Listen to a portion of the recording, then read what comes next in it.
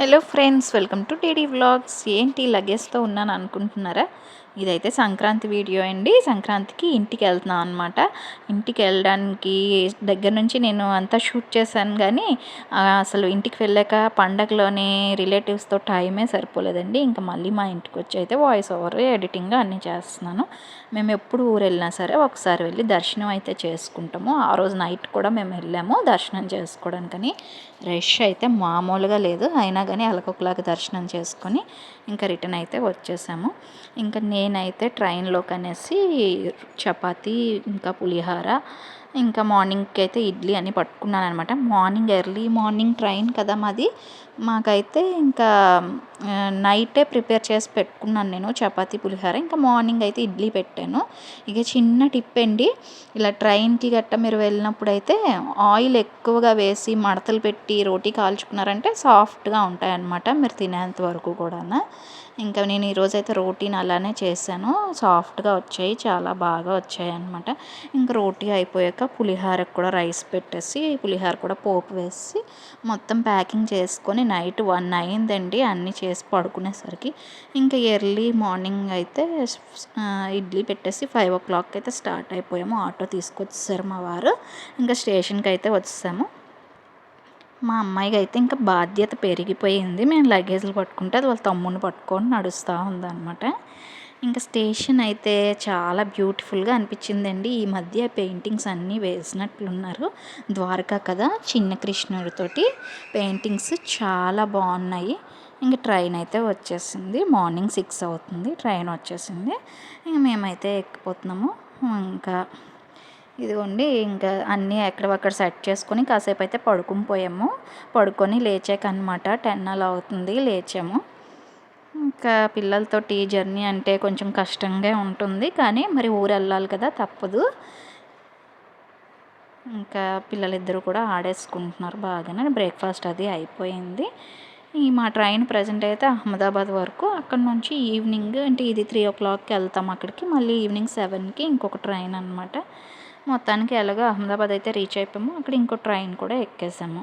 ఇక్కడ మాతో పాటు తెలుగు వాళ్ళ ఫ్యామిలీ అయితే కలిసిందండి. ఇది మరుసటి రోజు ఆ బాబు బర్త్డే అయితేను సర్ప్రైజ్గా మా వారు కేక్ తీసుకొచ్చారు.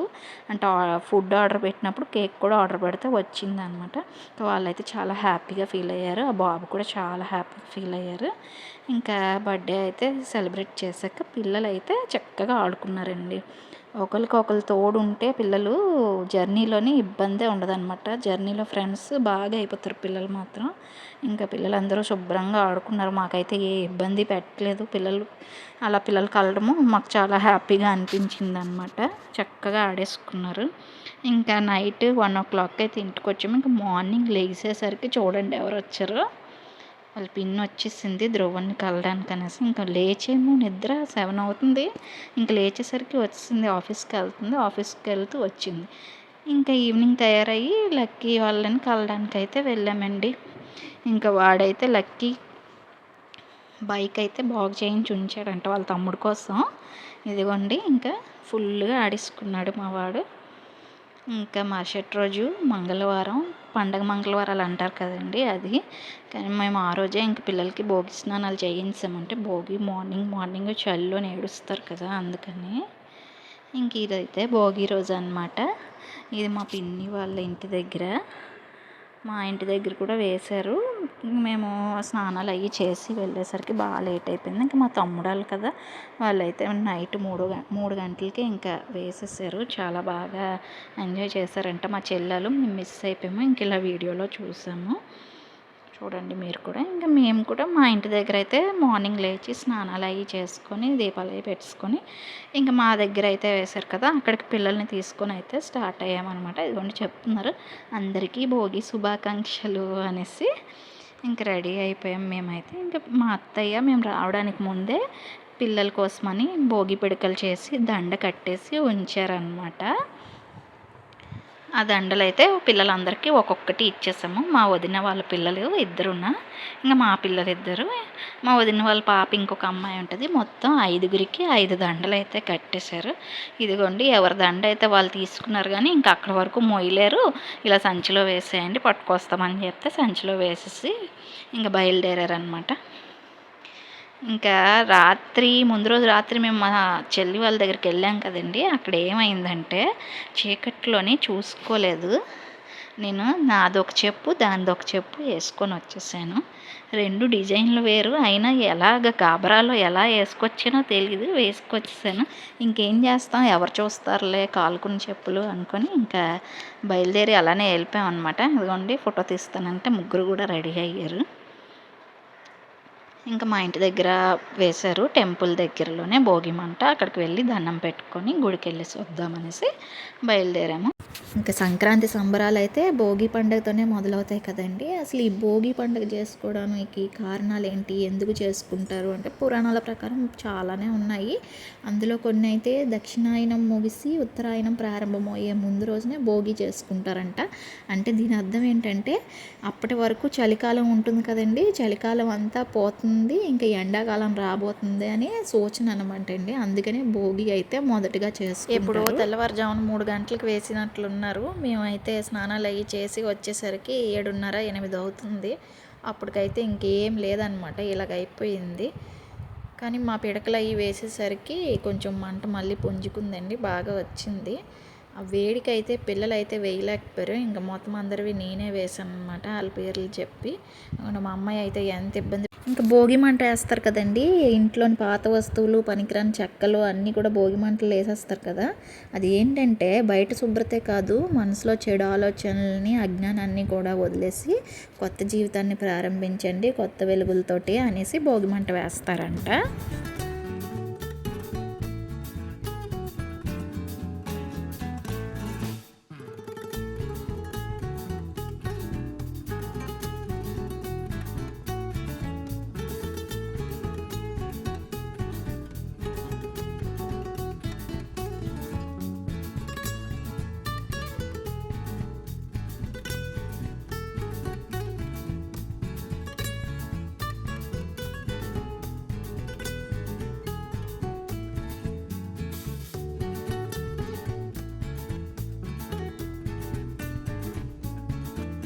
భోగి మంట దగ్గర దండం పెట్టేసుకున్నాక ఇంకా పక్కనే ఉన్న టెంపుల్కి అయితే వెళ్ళి దర్శనం చేసుకున్నాము. ఈరోజైతే ప్రత్యేకంగా వైష్ణవాలయాలకి అయితే ఎక్కువగా వెళ్తుంటారండి. దానికి కారణం ఏంటంటే పురాణాల ప్రకారం వర్షాలకు అధిపతి అయినది దేవేంద్రుడు కదా, అంటే ఇంద్రుడు కదా.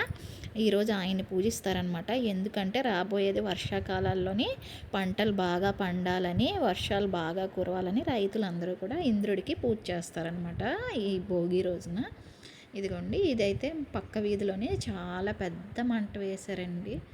ఇంకా అక్కడికి కూడా వెళ్ళాము. కానీ అంత పెద్ద పెద్దవి కర్రలు వేయడం వల్ల అవైతే సరిగ్గా ఇంకా అంటుకోలేదు. 2 రోజులైనా మండుతూనే ఉంటుందేమో. ఇది అంత ఎక్కువ వేశారు. ఇక్కడైతే మేము ఫొటోస్ దిగుతుంటే ఏమైందంటే ఈ కర్ర ఉంది కదండి, మా మీద పడిపోయిందనమాట. మేము చాలా భయపడ్డాము. ఇంకా దాన్ని సెట్ చేయడానికి అయితే చూస్తున్నారు. అక్కడ 2 పోర్షన్స్ ఉన్నాయి కదా, ఒక పోర్షన్ మీద మొత్తం మిగిలినవి చెట్లు అవి ఉండడం వల్ల అది ఎంత తిప్పినా కానీ తిరగటం లేదు. ఇంక లోపలికి పెట్టడానికి కూడా అవటం లేదనమాట. చాలా ట్రై చేశారు కానీ సెట్ అవ్వలేదు. ఇంకా 2-3 కూడా వచ్చారు కానీ పెట్టడానికి అస్సలు అవ్వలేదు. ఇంకా కాలితే ఆ భాగం ఇరిగిపోద్ది, అప్పుడు దీన్నే తీసి సెట్ చేయొచ్చు అనేసి ఇంక వదిలేసి వచ్చేసారు. అప్పటికే మా వాడైతే ఏడుస్తున్నాడు అక్కడ ఏదో జరిగిపోతుంది అనేసి. ఇంక మేమైతే ఇంటికి వెళ్ళామండి. ఇంకా ఇంటికి అయితే వచ్చాము దర్శనం అంతా చేసుకొని. ఇంక ఇంటికి వెళ్ళేసరికి చూడండి మా చెల్లి వచ్చింది. ఏంటి ఇంత మార్నింగ్ వచ్చావు అంటే, చెప్పులు సరిగ్గా చూసి వేసుకొని వెళ్ళడం తెలియదేంటి అనేసి చెప్పులు డిక్కీలో పెట్టుకొని వచ్చిందంట. ఇంక రాగానే మా వాడైతే వెళ్ళిపోయాడు దాని దగ్గరికి. వాళ్ళ నాన్న రమ్మంటున్నా కానీ రాడంట. ఇంకా బాయ్ చెప్పేస్తున్నాడు. అది వచ్చి వెళ్ళిపోతూ ఉంటుంది కదా, అది ఎక్కడికో వెళ్ళిపోద్ది, దాంతోపాటు వెళ్ళిపోవచ్చు అనేసి ఇంక మేమందరం కూడా టెంపుల్కి వెళ్దామనేసి మా చెల్లి చెప్తే ఇంకా స్టార్ట్ అయ్యామన్నమాట. అది మా పిన్నాళ్ళ ఇంటికి వెళ్ళి అక్కడ నుంచి టెంపుల్కి అయితే వెళ్ళిపోదామనేసి వీడియో తీస్తున్నానని స్టైల్ చేస్తుంది. ఇంక ఇప్పుడు మా ఇంటి దగ్గర నుంచి అయితే మా పిన్నాళ్ళ ఇంటికి వెళ్ళి అక్కడ మా మమ్మీ వాళ్ళు మేము అందరం రెడీ అయిపోయి టెంపుల్కి వెళ్దామనేసి స్టార్ట్ అయిపోయామన్నమాట. ఇంకా మా మమ్మీకి మా చిన్నోడిని ఇచ్చేసాను. మా ధాన్య అయితే రాలేదు. మా వదిన వాళ్ళ పిల్లలు ఉన్నారు కదా, వాళ్ళతో ఆడుకుంటుంది మా అత్తయ్య వాళ్ళ ఇంట్లోని. మేమైతే ఇప్పుడు టెంపుల్కి వెళ్తున్నాము.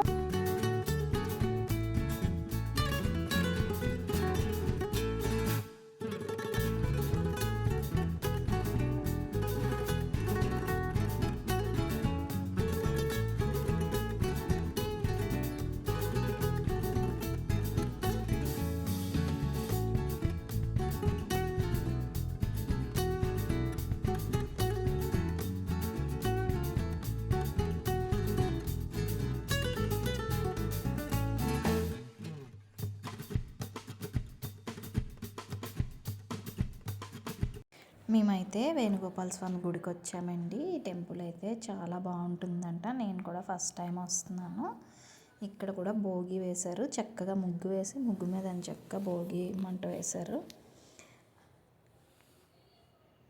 ఈ మధ్య ఈ టెంపుల్ని అయితే మళ్ళీ రీకన్స్ట్రక్షన్ అయితే చేస్తున్నారంట. పెయింటింగ్ వర్క్ అన్నీ కూడా అవుతుంది. ఇంకా చాలా బాగుందండి టెంపుల్. విజయనగరంలో వాళ్ళందరూ కూడా కంపల్సరీ వెళ్ళి చూడండి.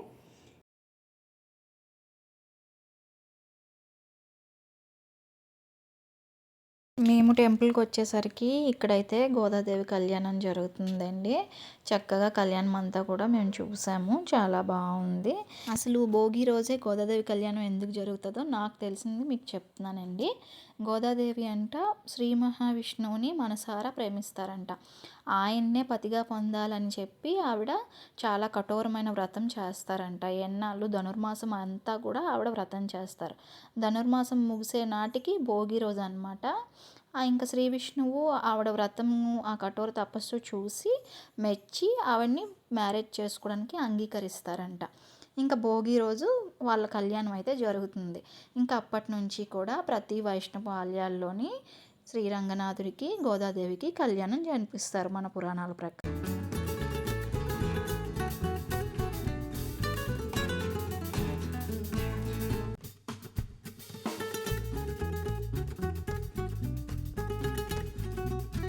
ఇదిగోండి మా ఫ్యామిలీ మెంబర్స్ అందరికీ కూడా ఒక హాయ్ చెప్పేయండి.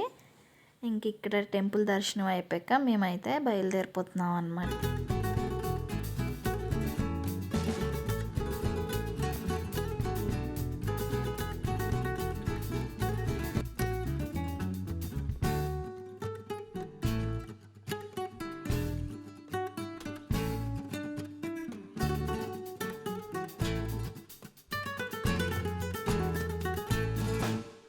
ఇంకా దర్శనం అది అయిపోయాక మేమైతే ఇక్కడ నుంచి స్టార్ట్ అయిపోయామండి. ఇంకా ఈవినింగ్ మా చిన్నోడికి భోగి పళ్ళు కూడా పొయ్యాలి. దానికోసం కావాల్సిన సామాగ్రి తీసుకొని ఇంకా అత్తయ్య వాళ్ళ ఇంటికైతే వచ్చామన్నమాట. ఇంకా ఈవినింగ్ భోగి పళ్ళుకి చుట్టాలందరినీ పిలిచాము. మమ్మీ వాళ్ళు, వదిన వాళ్ళు అందరూ వచ్చి ఇంకా ఇల్లంతా హడావిడిగా ఉండేసరికి ఫుల్ ఏడ్చేసాడు. లాస్ట్ ఇయర్ అయితే ద్వారకాలో చేసాం కదా, సైలెంట్గా ప్రశాంతంగా మేము మాత్రమే ఉన్నాము, అంత భయపడలేదు. ఈ ఇయర్ చాలా భయపడిపోయాడు, ఫుల్గా ఏడ్చాడు.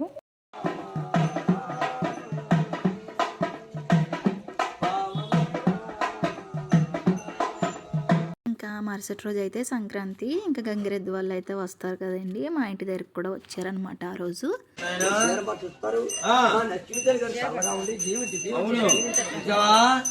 అమ్మగారు ఎల్లకాడు కూడా స్వామి వాళ్ళ గుమ్మాలు కూడా చూసావా, 101 రూపాయలు ఇచ్చారు.